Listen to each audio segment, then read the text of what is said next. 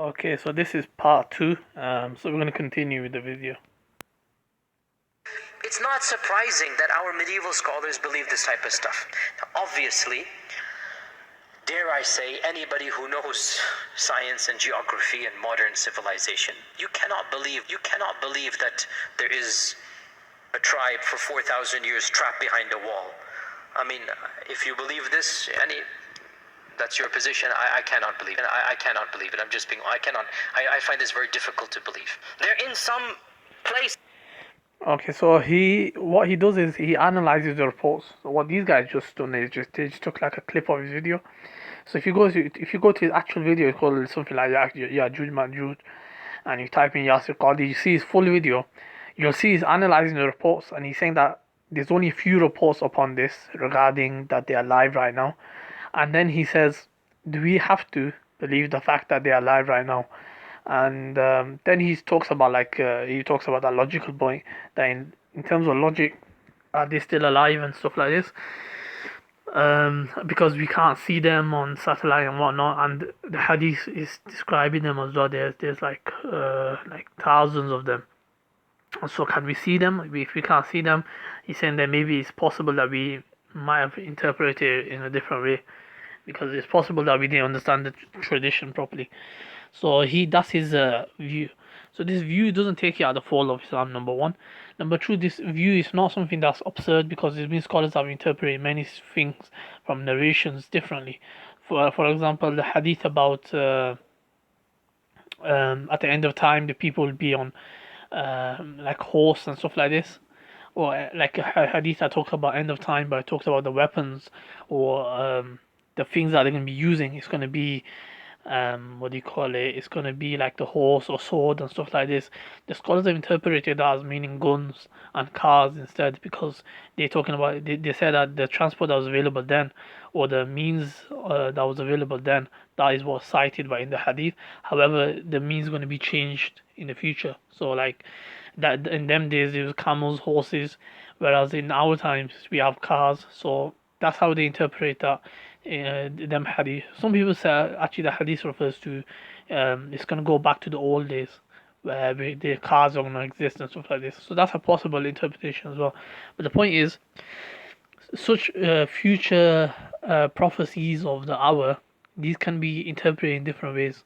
So yes, Qadi, what he does is he analyzes the report. He believes in Ya'juj Ma'juj, but he just says that whether they're alive today is a matter that he disagrees with. He says that they're gonna come out in the future. So it doesn't, like, it's neither here nor there. Like whether they're alive today, it's neither here nor there. It's not gonna nullify your faith, or it's not gonna have any major impact if you believe whether they're alive today or not. But he also believes that they're gonna come out anyways. I disagree with this position, by the way. I believe that they are alive today. Maybe there's a way that we can't see them, and they're hidden. The Creator has made them hidden from the eye, and that people can't see them because it's not the time to come out. So I do believe, I believe that's the better view to hold on to. But his view is valid too. So let's continue. Separated from mankind. So if somebody were to say, how can we believe these ahadith when Google Earth has mapped the whole world? We can zoom in and see everything around us, and there is no massive land hidden from mankind. The response is, Wallahu ala kulli shay'in qadir. Allahu a'lam. If we believe in the ahadith, this is what the ahadith tell us. This is what the ahadith tell us. And there's a simple rule that Ibn Taymiyyah mentions. Memorize this rule. The Quran and Sunnah does not bring the impossible, but it does bring that which astounds the mind. Is it impossible that somewhere underground Allah has thousands of people living? It's not impossible. It's not impossible. Okay, so even in the first part of this clip that they showed, he even if you watch the full video, right, he talks about it's not something that's impossible. It's a valid view. So he talks about the view of Ya'juj and Ma'juj being alive right now. That's a valid view. He mentions this clearly. So he's not contradicting this video in that way. However, it seems like he had a different view, and he's changed that view now. Now he believes that that's not the case. But if you actually watch that video, the thing I respect about him is that he represents the both positions properly. So he represents our position, which is a mainstream position, which is that they're alive today and we can't see them, and he also represents his own opinion. So now, if he takes a different opinion, he doesn't mock the one mainstream opinion.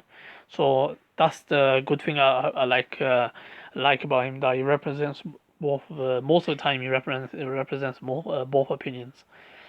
Okay, so let's continue.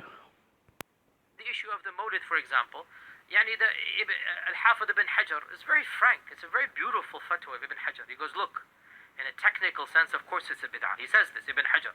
In a technical sense, it's a bid'ah. The Prophet didn't do it. The Sahaba didn't do it.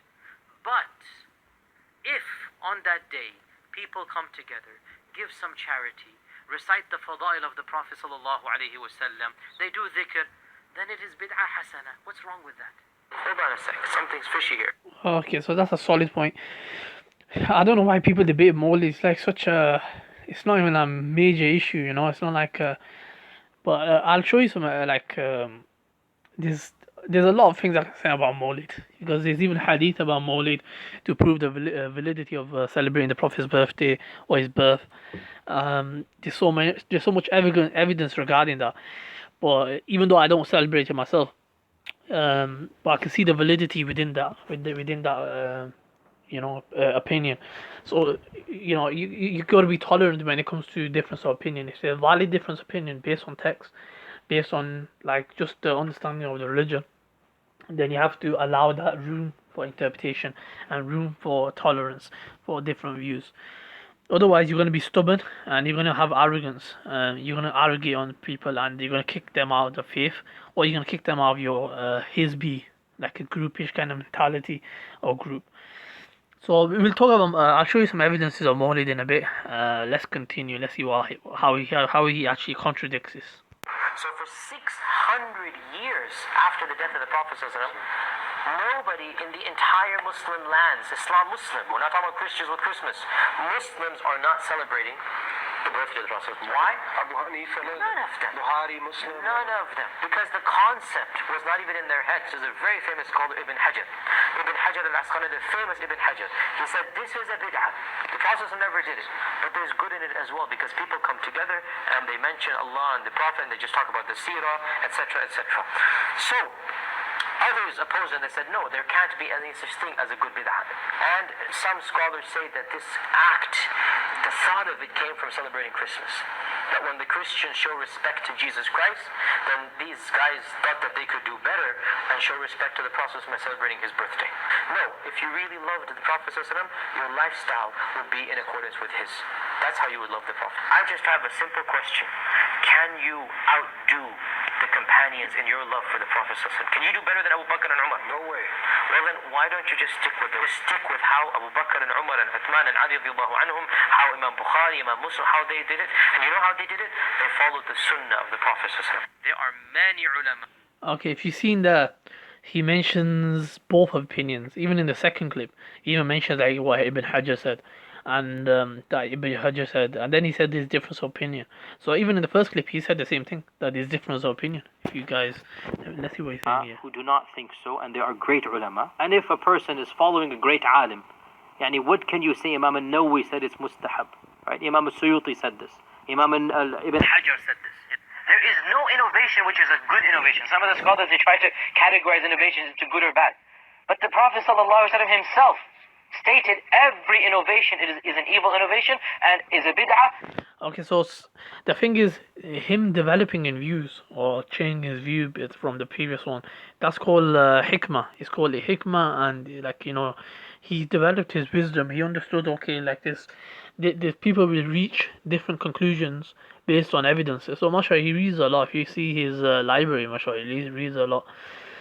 And by reading, his mind has opened. He's realized, okay, even though on the issue of Mawlid, maybe he was a bit stubborn on that area, but he realized, okay, there's validity there within it, there's sources within it, there's evidences where you can celebrate the birthday and stuff.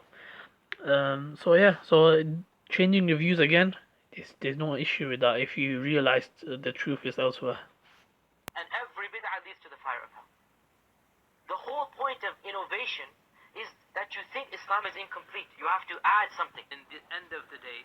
By the way, there's a hadith where Umar anhu, he says bid'ah hasana. He mentions this. So there is good bid'ah. Depends how you do. Depends what you're defining as good bid'ah. In that case, in the case of the hadith where Umar anhu said good bid'ah, he was referring to the Taraweeh prayer where it already existed within the Prophet's lifetime where they got everyone together. However, this time he got it together and he called it as good innovation in terms of something that he did good and something new, somewhat new because it already existed during the Prophet's time. But he kind of put everyone together and he called it a bit of good innovation. However, that's still Sunnah anyway because the way of the companions is Sunnah. The way of the Umar, for example, is a Sunnah act which the Prophet told us to follow. So it's going to be Sunnah regardless. But we have also like Imam Shafi, for example, he mentioned this good bid'ah, and then he referred to stuff like the scholars mentioned that the stuff that he was referring to was like like Islamic institutes. So they never existed before, and so that's like a good innovation. However, the later scholars they said there's no such thing as good bid'ah, good innovation within the religion, because anything like let's say speakers or microphones and all these other things, or let's say Islamic institute, or let's to understand Arabic language you have to study Nahwa and Sarf. So all these things they said it won't fall into the religious meaning of bid'ah. And so what they say is because the Prophet Hadith says that every innovation is evil. كل بدعة ضلالة, every innovation is misguidance. وكل ضلالة في النار, and every misguidance will take you to hellfire. So due to this narration, they say there's only bad bid'ah, basically. There's only bad innovation within the religion, and that's the correct view. However, it depends what you're looking at. If you're looking at Islamic institutes, then that's a good innovation in terms of starting something new, because it doesn't go against the religion or anything like that. Okay, let's continue. Allah Azza wa Jal will reward and punish people based upon their niyyah. The Prophet sallallahu alaihi wasallam said, Allah has refused to accept the deeds of any person who does innovation until he leaves that innovation. Someone who is innovating, his actions will not be accepted from him until he leaves that innovation. You might have a good intention, realize. You might think that what you're doing is good, but your intentions don't count here. Your actions speak louder than your words. By adding something to Islam, by claiming that, oh, this is a good act, even though it's not in the Quran and Sunnah, you are claiming that you know better than Allah and His Messenger. That they left something out of their religion. That you came along 1,000 whatever years later and discovered something that they didn't tell you. So this is the implications of a person who innovates. And that is why the Prophet ﷺ, in the most severest of terms, has cursed and warned against those who innovate. So yeah, this Mawlid is not innovation, because I'll show you some sources anyway regarding it. And just measure. Let's say you've been happy about the birth of the Prophet, just merely being happy about the blessings of Allah. How is that going to be innovation? Like, how is anyone adding to religion? It's only time it's going to be innovation is if you say it's mandatory, so everyone has to celebrate it. Or if they say, like the Prophet has said, you have to celebrate it. So if they say stuff like this, then it's innovation, because the Prophet has never said such a thing, or they're making stuff up. So the intention is key. So his views has changed and developed because of his mashallah knowledge, and he's increased due to that reason. Let me show you some sources, inshallah, on Mawlid. Okay, so here you can see the Quranic verse which says, "Say in the bounty of God and His mercy, in that let them rejoice." So what's the greatest bounty you can think of? Is the fact that the Quran has come to us. We got to know Allah, and the fact that the Prophet was born. So that's one of the greatest mercy, So and His mercy, and in that let them rejoice. The Prophet is called Rahmatul lil Alameen. Look, if you can see here, It says here, وَمَا أَرْسَلْنَاكَ إِلَّا رَحْمَةً لِلْعَالَمِينَ. So that's the greatest mercy that we can, think of. Um, like that's one of the greatest mercy. Okay, let's continue. And then it says here, there's Ibn Jawzi. He mentions the tafsir of it. He says, Ad-Dahhak narrated by Ibn Abbas the bounty mentioned in this verse means knowledge, whereas mercy means Muhammad sallallahu alaihi wasallam. So we should rejoice that Muhammad sallallahu alaihi wasallam has entered the world. So this is few evidences, and there's more tafsir regarding that. But let me show you some other hadith. So we have a hadith here where it says, Allah's Messenger sallallahu alaihi wasallam was asked about fasting on Monday, whereupon he said, "It is the day when I was born, and revelation was sent down to me." So he himself is fasting on a day which, he's doing it due to the fact that he was born on that day and the revelation that came down to him. This hadith is in Bayhaqi, and so it's clear from this hadith that the Prophet was very happy about this day, and he did this out of gratitude. So he was celebrating his birth by worship. There's another hadith which says, this is in Bukhari. He says, what have you encountered? Abu Lahab said, I have not found any rest since I left you, except I have been given water to drink in this. So this is regarding a dream. It says, narrator Ursa Tuwaiba was the freed slave of Abu Lahab, whom he has manumitted, and then she suckled the Prophet. When Abu Lahab died, one of his relatives saw him in a dream in a very bad state and asked him, "What have you encountered?" Abu Lahab said, "I have not found any rest since I left you, except I have been given water to drink in this, the space between his thumb and other fingers, and that is because of manumitting to Tuwaiba." So the explanation of this is that Abu Lahab freed Tuwaiba on joy at birth of the Prophet. Even the worst of kuffar and the greatest of enemies is given relaxation in his punishment due to freeing Tuwaiba by pointing with his finger. So imagine the situation of a mu'min who rejoices on Mawlid of the Prophet's birthday. Okay, let me show you some scholarly verdicts. There's more hadith here anyway. There's more Quranic ayah and hadith, but let me show you some verdicts.